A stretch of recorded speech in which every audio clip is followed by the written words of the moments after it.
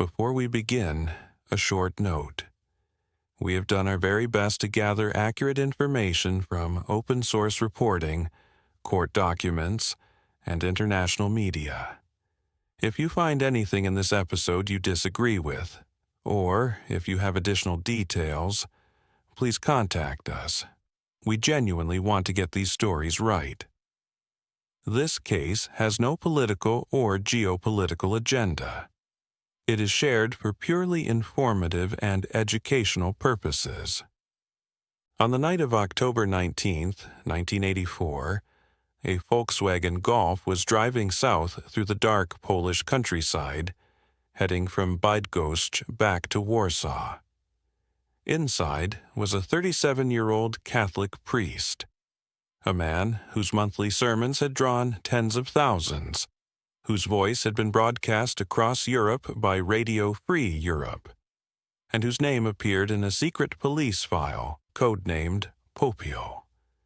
Somewhere along National Road 80, near a stretch of forest by the village of Górsk, headlights flashed. Men in traffic police uniforms waved the car to stop, but they were not the police. They were agents of the Communist Security Service. And within hours, Father Jerzy Popiełuszko would be dead, beaten, bound, gagged, and thrown into the Vistula River with a bag of stones tied to his legs. This is the story of the murder of Father Popiełuszko.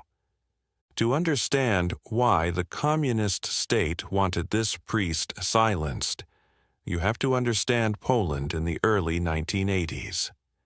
In August 1980, something extraordinary had happened. Workers at the Gdańsk shipyard, led by an electrician named Lech Wałęsa, had formed Solidarity, the first independent trade union in the entire Eastern Bloc. For 16 months, 10 million Poles joined its ranks. The communist government panicked. On December 13, 1981, General Wojciech Jaruzelski declared martial law. Tanks rolled through Warsaw. Solidarity was crushed, at least officially. But the resistance didn't die. It moved underground, and one of the places it found shelter was inside the Catholic Church.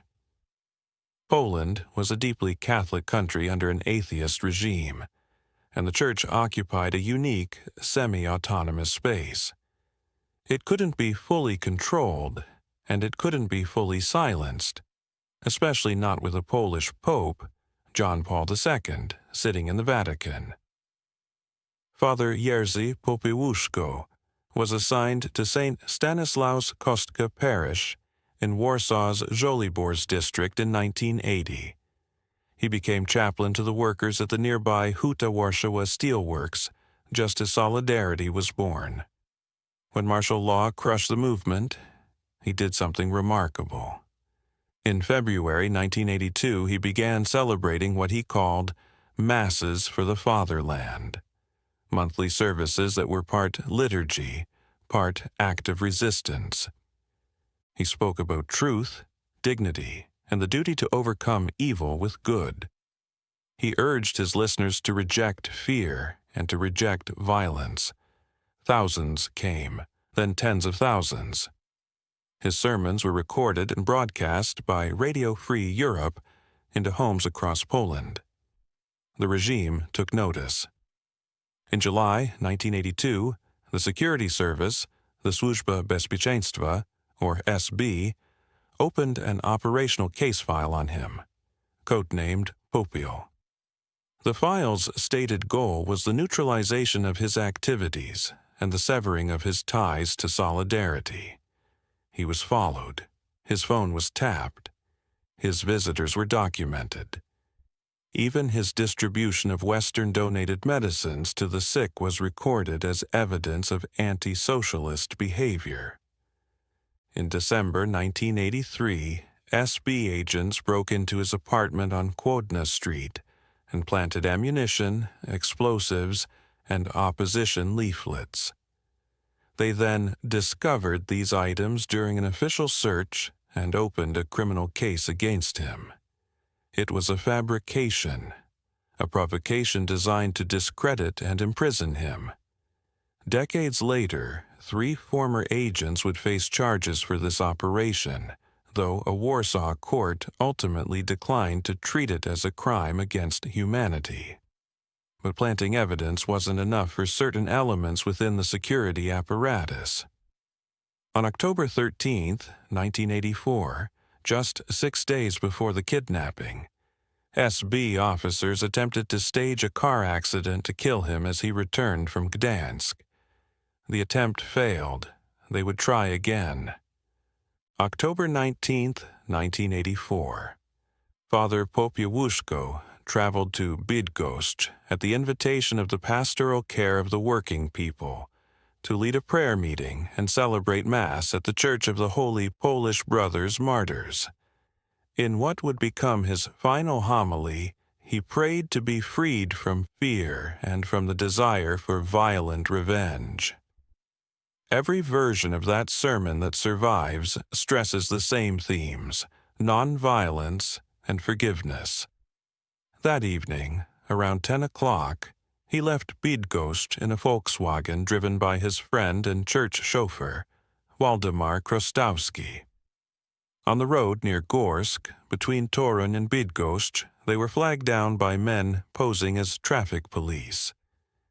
The men were Captain Grzegorz Piotrowski, Lieutenant Leszek Pękala, and Sergeant Waldemar Chmielewski, all officers from Department 4 of the Ministry of Internal Affairs, the division responsible for operations against the Catholic Church. Chrostowski was handcuffed, gagged, and thrown into a separate vehicle. Father Popieluszko was struck on the head, gagged with medical gauze, and bound with a rope ingeniously tied so that any movement would tighten a noose around his neck. He was locked in the trunk of the kidnapper's car. What happened next was one of the few breaks in this case. During the drive, Chrostowski managed to free his hands, open the car door, and throw himself into a roadside ditch. He survived the fall, reached a workers' hostel, and raised the alarm. His escape meant the authorities knew almost immediately that the priest had been taken. According to trial testimony and forensic evidence, the 3 officers severely beat Father Popieluszko during the drive. Forensic pathologist Dr. Maria Byrdy would later testify that they used heavy truncheons wrapped in cloth to avoid breaking the skin while inflicting devastating internal injuries. She told the court she had never seen such badly damaged internal organs. The cause of death, she concluded, was a combination of severe, blunt force trauma, strangulation from the tightening rope, and the inability to clear blood and vomit from his airway while bound and gagged.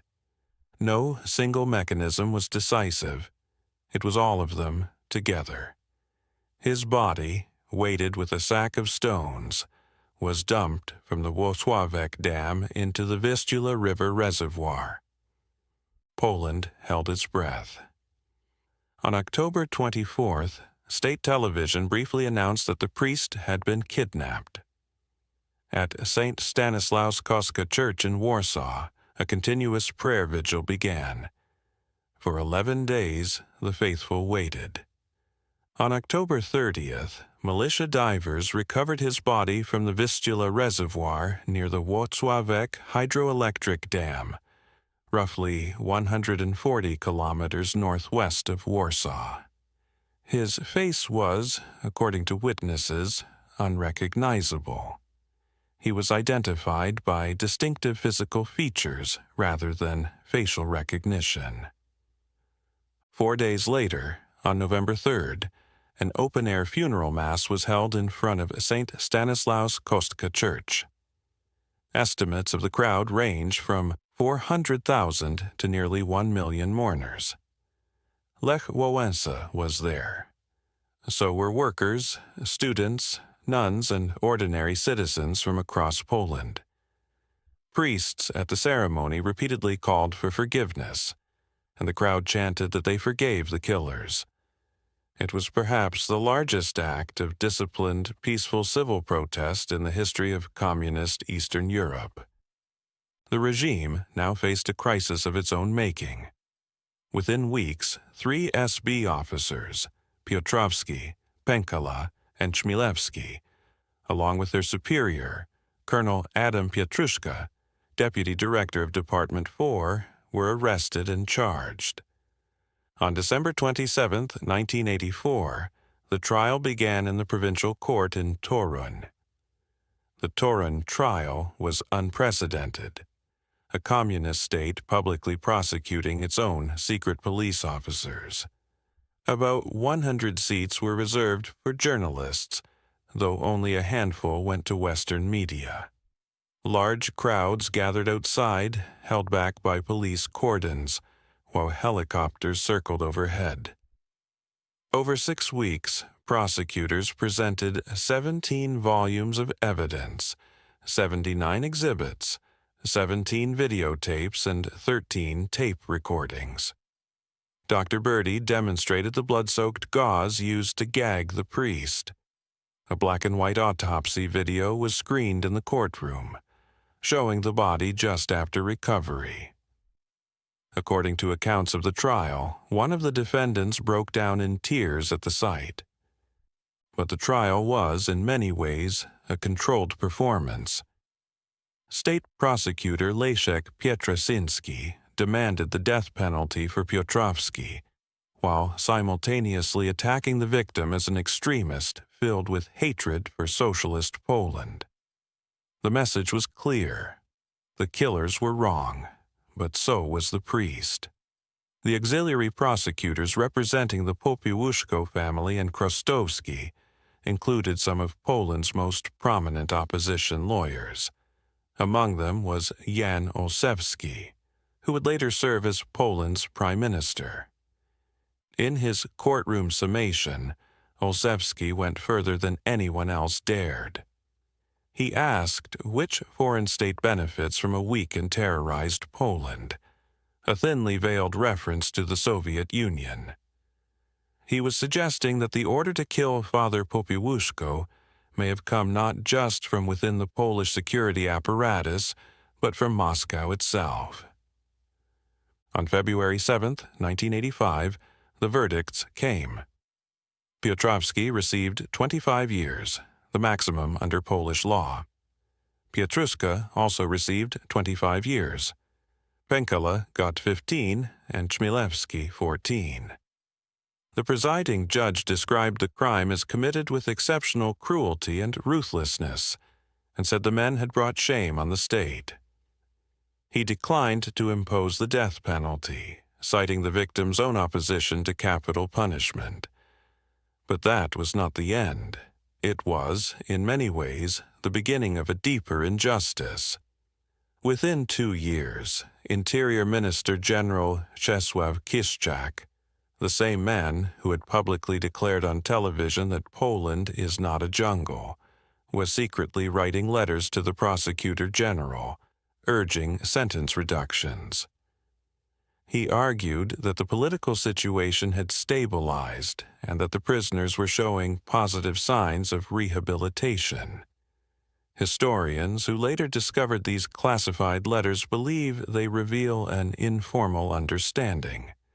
Confess in court, accept your sentence publicly, and the state will quietly take care of you afterwards. The reductions came. By December 1987, Piotrowski's sentence was cut from 25 to 15 years. Pietruszka's went from 15 to 10, Penkala's from 10 to 6, Chmielewski's from 8 to 4.5. All 4 were released well before serving even their reduced terms. By the early 2000s, every one of them was free. After the fall of communism in 1989, there were attempts to pursue the chain of command. In 1990, former Deputy Interior Minister General Władysław Ciaston and General Zenon Platek were charged with ordering the murder. but the prosecutions dragged on for years and ultimately failed. Neither was convicted. To this day, no one above the rank of colonel has been held legally accountable for the death of Father Popieluszko, and there are questions that remain unanswered. Some historians and IPN investigators have suggested that Soviet KGB agents may have encouraged or co-designed the operation, viewing the priest as a threat due to his influence and his connection to Pope John Paul II. Declassified CIA documents from 1984 show the regime was deeply worried about politically active clergy. But no document has ever been found proving a direct Kremlin order.